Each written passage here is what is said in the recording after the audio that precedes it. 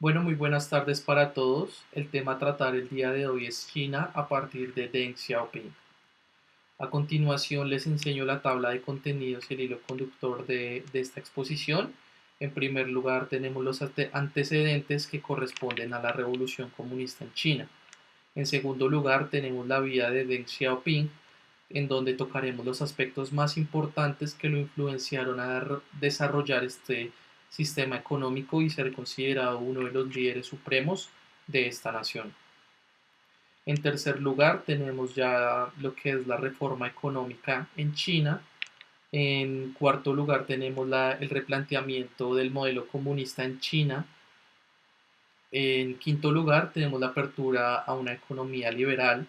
En sexto lugar, tenemos el comercio internacional con Estados Unidos. Y en quinto lugar y por último, el papel de Deng Xiaoping en la evolución de tanto el sistema económico como político en este país.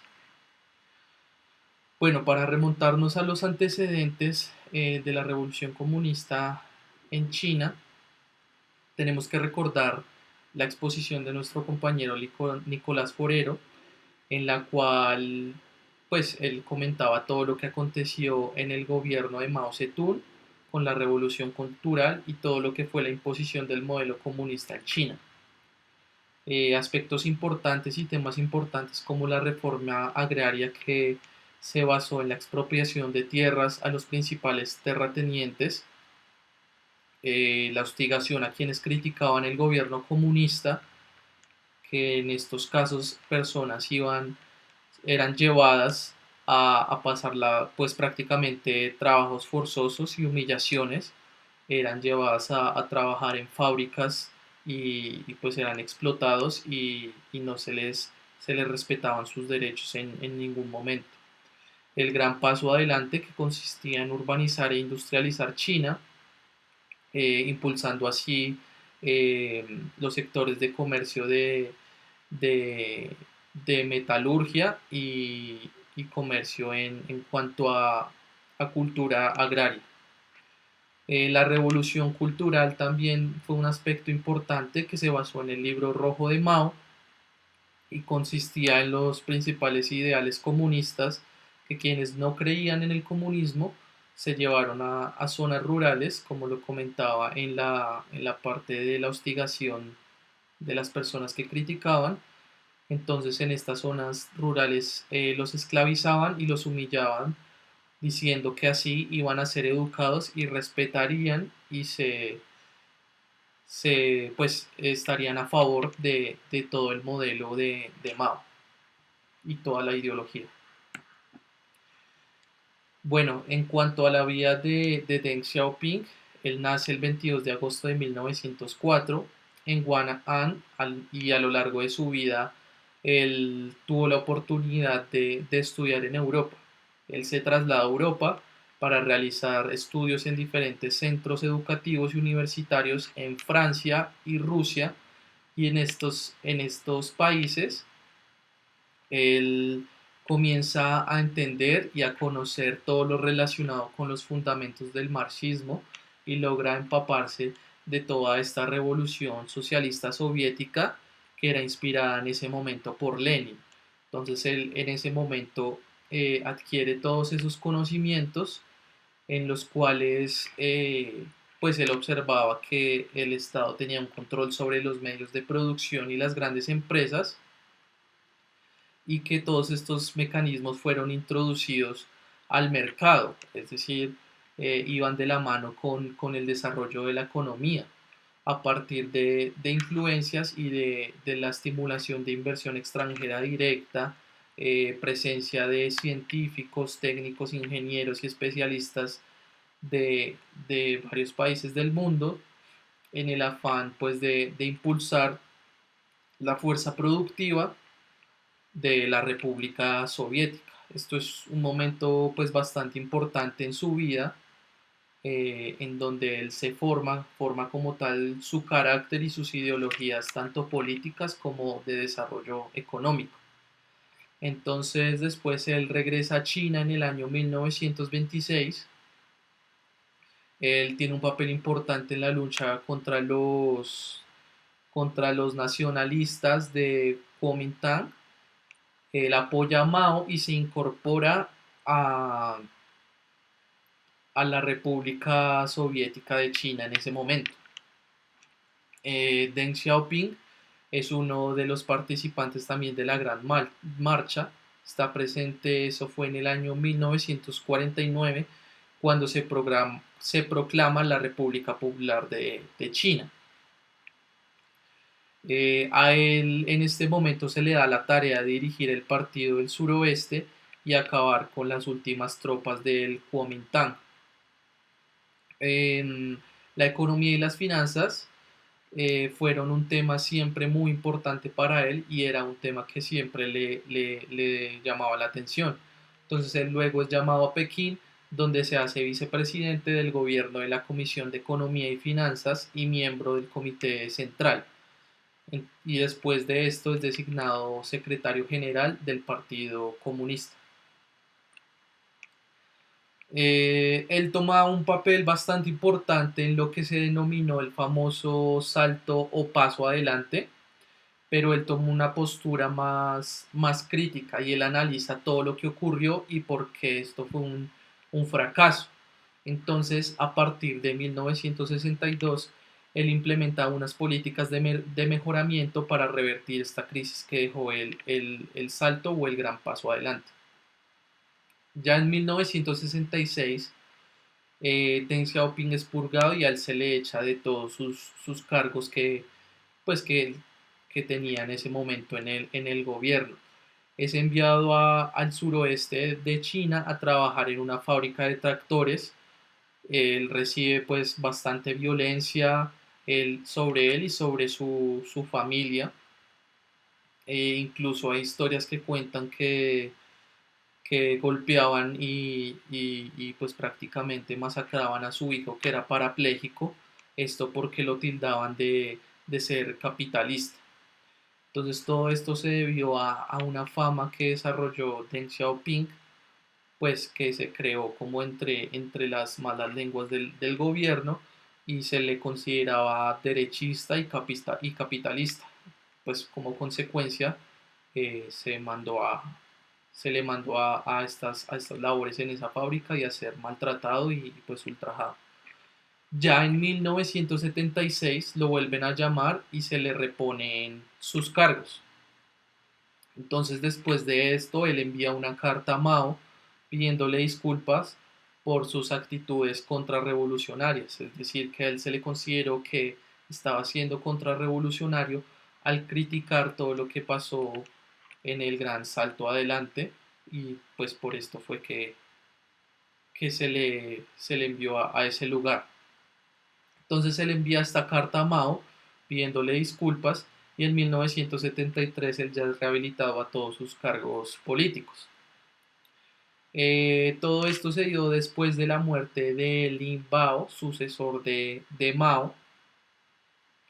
En ese momento pues las cosas se tranquilizan un poco para Deng Xiaoping y pues por eso se le rehabilita al partido político. Ya después de este tiempo, él pasa a ser considerado como un sucesor, pero pues finalmente se escoge a Wu Feng y este pues en 1976 le acusa de fomentar protestas en contra del partido y nuevamente se le despojan de sus cargos. Un aspecto importante es que Wu Feng no tenía todo el respaldo que tenía Deng Xiaoping en ese momento. Entonces, en 1977, él vuelve a retomar sus cargos en el gobierno y comienza a desarrollar cierto poder y a tomar poder gracias a las reformas económicas que él había realizado pues, en este tiempo. Ya con la muerte de Mao y el fin de la revolución pues, cultural, Deng Xiaoping impulsa lo que se llama el Volan Fanzhen. Entonces aquí ya en la parte pues que Mao impulsa este movimiento, él lo hace para contrarrestar las crisis dejadas por esta misma revolución cultural. Pues sabemos que no fue una revolución exitosa.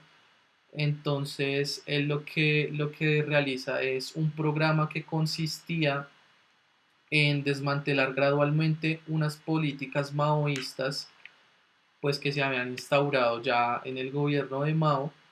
Entonces ya él rehabilita a grandes pensadores, por decirlo así, científicos e intelectuales que fueron perseguidos por ir en contra de la revolución de Mao en ese momento, en la revolución cultural. Entonces él lo que quiso hacer fue darle poder a ese conocimiento y a las personas talentosas para darles como ese respaldo para que fueran respetadas y pues que se integraran a la sociedad para así pues generar un desarrollo y un crecimiento. Esto más que todo en ciencia, tecnología y fuerzas productivas. Esto principalmente se inició con reformas sociopolíticas, pues que esto fue lo que generó el éxito pues el desarrollo del país para así establecer un orden. Este éxito que les menciono fue demasiado importante para Deng Xiaoping y esto fue lo que lo catapultó hacia el poder y ya pues en ese momento él era una persona muy respetada y su ascenso era imparable. Bueno, ya en 1978 se da inicio a la reforma de apertura económica y Deng Xiaoping se convierte en la figura de la revolución china, pues de esta nueva revolución. A partir de 1979 se aceleraron todas las reformas económicas y se implementa este modelo pues un poco capitalista. Entonces pues manteniendo obviamente todo el estilo comunista y toda su retórica, pues como les decía, gradualmente se hizo como, como este paso de todas las políticas de Mao allá el pensamiento y las políticas de Deng Xiaoping, manteniendo ya pues los ideales. En ese momento él propone los cuatro principios fundamentales y se refiere al programa de reformas económicas llamado socialismo con características chinas. Eh, pues esto lo hace más que todo eh, ya trascendiendo después de la crisis de la reforma cultural.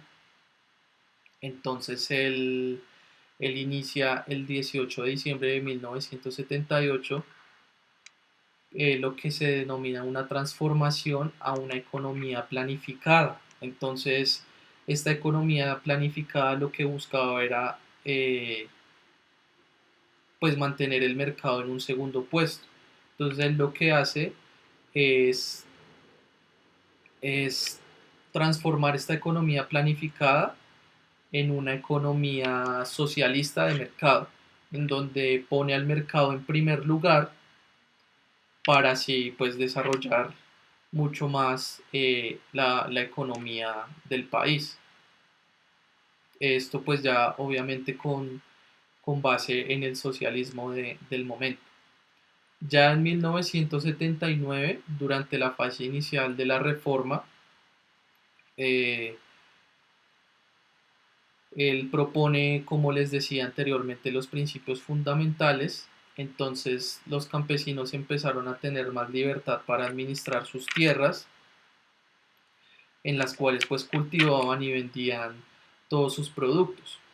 Eh, Al mismo tiempo la economía china se abre al exterior y, y pues comienza a tener relaciones más, pues más, ¿cómo decirlo? Relaciones mejores pues con los diferentes países de Europa e incluso con, con Estados Unidos.